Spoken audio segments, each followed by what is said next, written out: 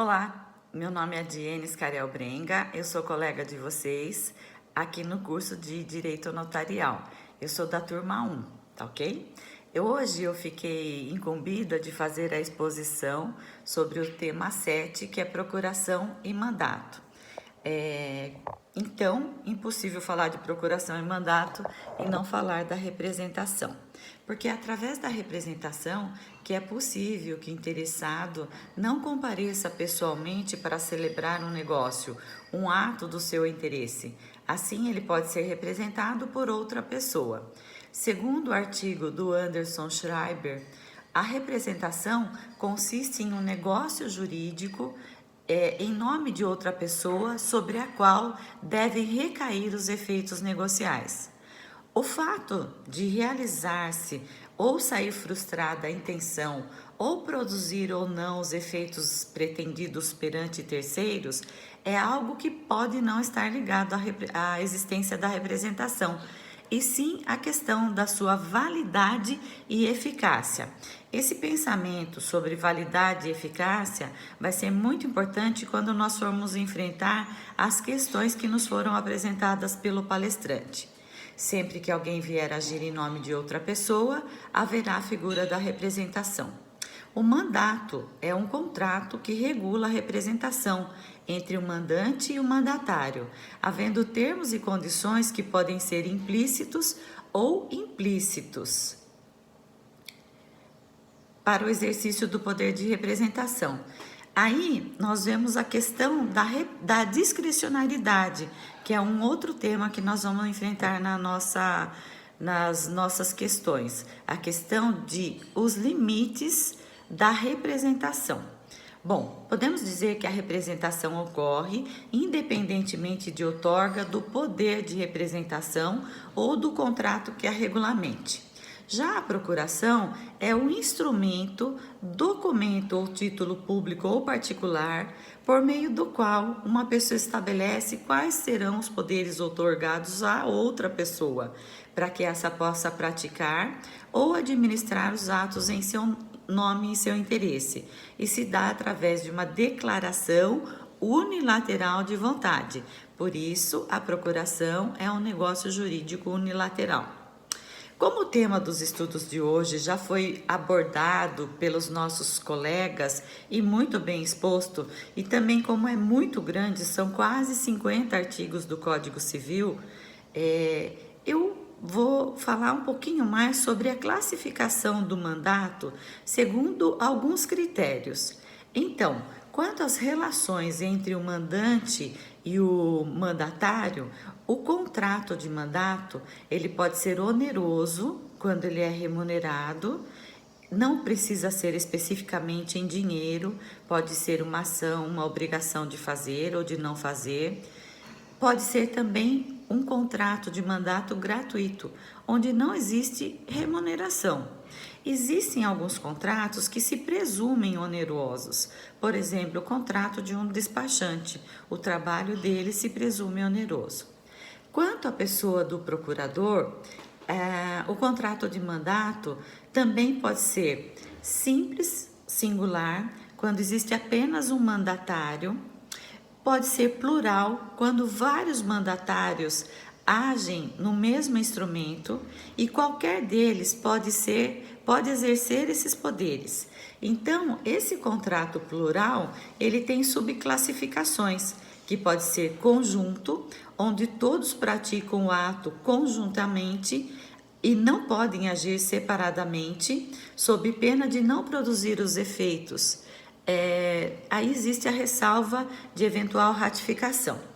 O contrato também pode ser solidário, que é o contrato plural solidário, onde os mandatários podem agir separadamente e independentemente de sua ordem de nomeação.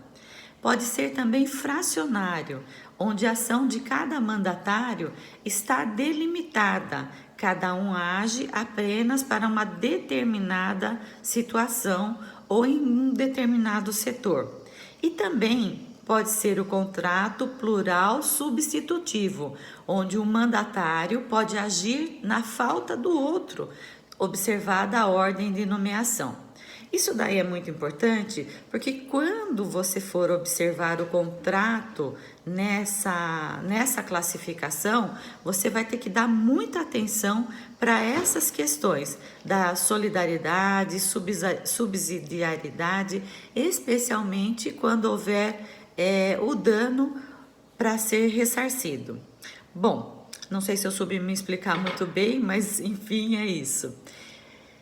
Quanto à finalidade, o contrato de mandato, ele pode ser ad negócia ou extrajudicial. A ação do mandatário se dá fora do âmbito judicial e exigem-se poderes especiais, como comprar, vender, hipotecar, doar, alienar. E pode ser uma procuração, um contrato, um mandato ad judicia ou judicial, onde o patrocínio de interesse das pessoas ocorre perante o juízo ou tribunal. É escrito e normalmente é oneroso. O mandatário deve ser advogado, inscrito na Ordem dos Advogados, sob pena de nulidade. Existem também poderes especiais para receber e dar citação, dar quitação, confessar, transigir. Isso tudo tem que ser especificado. Mas, além dessa, existem várias outras classificações que podem ser dadas ao mandato.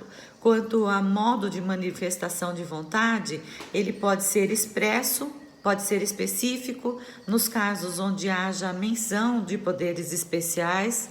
O mandato, como nós vamos ver em uma das nossas questões, pode ser tácito se a aceitação do mandato se der por atos que se presumem.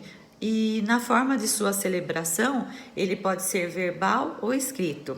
A questão do mandato tácito é muito importante com relação à responsabilização, ao proveito que se tem do que foi feito pelo mandatário. Então é isso. Gostaria também de falar que pode ser classificado quanto ao objeto. Pode ser um mandato civil, comercial ou mercantil. E quanto à sua extensão, um mandado existem poderes, mandato geral, se compreensivo em todos os negócios do mandante, ou mandato especial, se relativo a um ou mais negócios determinados do mandante, discriminados na procuração. Poderá ainda ser com relação ao conteúdo, em termos gerais, conforme preceitua o artigo 661, se só conferir poderes de administração ordinária, como pagar impostos, contratar, e também mandato com poderes especiais, se envolver atos de alienação ou disposição, exorbitando os poderes de administração ordinária. E, ao fim, mandato ad negócia ou extrajudicial. Também podemos ter mandato judicial ou ad judicia, se destinado a agir em juízo. Algumas curiosidades, porque o nosso tempo também eu não gostaria de extrapolar, é que a partir dos 16 anos, o mandato pode ser estabelecido a pessoas pessoas menores de idade. Podem ser mandatários ad negócia, mas o mandante não tem ação de regresso para cobrar os prejuízos causados pelo menor. Há algumas exceções, quando o menor for autorizado por seu representante ou quando o menor se apresentou como maior e ocultou a idade. Enfim, era isso que eu gostaria de falar. O tema é muito extenso. Reservei as partes principais para os nossos debates e desejo que vocês tenham uma aula muito proveitosa hoje. Peço desculpa por algumas confusões, mas é uma coisa bem longa e infelizmente nós temos alguns vícios que ainda precisam ser resolvidos com relação à figura do mandato, da procuração e da representação. Quero agradecer a todos pela atenção, especialmente ao nosso professor pelo tema que ele reservou para nós. Boa sorte a todos e uma palestra maravilhosa. Obrigada.